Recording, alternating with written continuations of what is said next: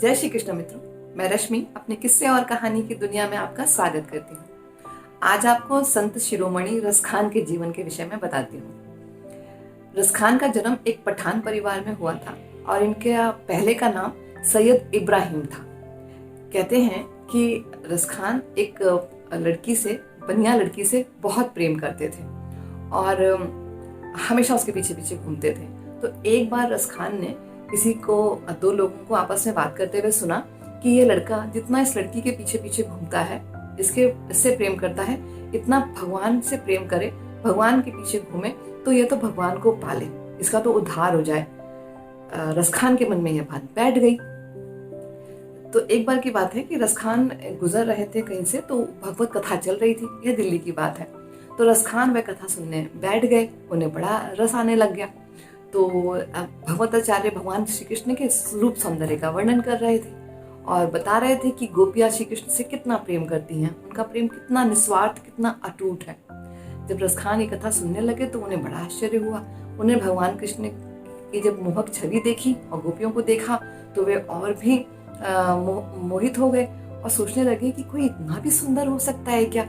सांवला सलोना, मोटी मोटी आंखों वाला, मोर पंख वाला, इतने सुंदर, श्याम सुंदर, और गोपियां, कोई किसी से इतना प्रेम कर सकता है? तो रसखान के मन में यह बात बैठ गई।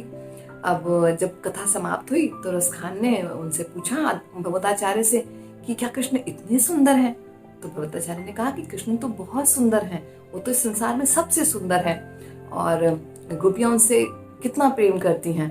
तो रसखान बोले कि मैं भी उनके दर्शन करना चाहता हूँ, उनसे मिलना चाहता हूँ। तो उन्होंने कहा भगवताचार्य ने कि इसके लिए तो तुम्हें ब्रज जाना पड़ेगा, वो तो वहीं मिलते हैं। अब रसखान तो चल दिए वृंदावन, और जब रसखान ब्रज पहुंचे और जैसे उन्होंने यमुना जी को स्पर्श किया, पैर रखा अपना, और जैसे उन्होंने वो लताएं, पेड़ पौधे और तुलसी दल, इन सबको, जैसे वहाँ की हवा, वहाँ की रज उन्होंने स्पर्श की, वो तो भाव विभोर हो गए। फिर कहते हैं कि रसखान गिरिराज जी पहुंचे और वहां पे वो श्रीनाथ जी के दर्शन करने के लिए मंदिर में जैसे ही प्रवेश करने लगे तो उन्हें रोक दिया गया मंदिर में। उनकी वेशभूषा और उनका धर्म देख करके तो पुजारी बोला कि नहीं, हम तुम्हें अंदर नहीं आने दे सकते, तुम दूसरे धर्म के हो। तो रसखान विनती करने लगे कि मेरी वेशभूषा पर मत जाइए, मेरे धर्म पर मत जाइए, मैं कृष्ण से बहुत प्रेम करता हूँ, मुझे दर्शन करने दीजिए। पुजारी ने कहा नहीं, हम नहीं अंदर जाने दे सकते तुम्हें ऐसे, और पुजारी ने उनको पीछे करना शुरू कर दिया। जब रसखान अंदर आने लगे जबरदस्ती तो पुजारी ने धक्का दिया, रसखान सीढ़ियों में गिर पड़े और वहां बैठकर विलाप करने लगे और प्रभु को पुकारने लगे कि हे श्याम सुंदर, जब तक तुम दर्शन नहीं दोगे मैं यहाँ से जाऊंगा ही नहीं, और मैं ना कुछ खाऊंगा ना पीऊंगा। और सच रसखान बैठ गए वहीं सीढ़ियों पे और रोते रहते, भगवान को पुकारते, कुछ नहीं खाते पीते। 1 दिन हो गया, 2 दिन हो गया, 3 दिन हो गया। अब भगवान को उन पर दया आ गई। अब श्याम सुंदर कृष्ण मुरारी हमारे प्रकट हो गए रसखान के सामने और बोले कि तुम एक काम करो, विठलनाथ जी के पास जाओ और उनसे दीक्षा लो। और उन्होंने विठलनाथ जी को स्वप्न में आदेश दिया कि तुम इसे अपना शिष्य बनाओ, इसे दीक्षित करो। फिर विठलनाथ जी ने प्रभु की आज्ञा मानकर रसखान को गोविंद कुंड में स्नान कराया और अपने उसमें शिष्य बना लिया।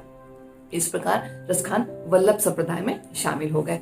और ये वही रसखान है जिन्होंने अपनी भक्ति के रस से, भक्ति की जो खान है, और जिन्होंने इतने सुंदर सुंदर पद लिखे जिन्हें हम अपने पाठ्यक्रम में पढ़ा करते थे। और आज भी रसखान की समाधि महावन और गोकुल के बीच में मिलती है, जहाँ दर्शन करने रोज लोग आते हैं उनकी समाधि पर। रसखान का एक पद है जो मेरे दिल के बहुत करीब है, इसे मैं अक्सर गुनगुनाती हूँ, आपको भी जरूर याद होगा, पढ़ा होगा आपने अपने स्कूल कॉलेज में। मानुष हो तो वही रसखान, बसों ब्रज गोकुल गाँव के ग्वारन। जो पशु हो तो कहाँ बस मेरो, चरो नित नंद की धेनु मझारन। पाहन हो तो वही गिरि को, जो धर्यो कर छत्र पुरंदर कारण। जो खग हो तो बसेरो करो, जो खग हो तो बसेरो करो, नित कालिंदी कुल कदम्ब की डारन। जो खग हो तो बसेरो करो, नित कालिंदी कूल कदम्ब की डाली। ये मेरे हृदय की भी इच्छा है कि मैं वृंदावन का पत्ता बन जाऊं, एक रजकण ही बन जाऊं,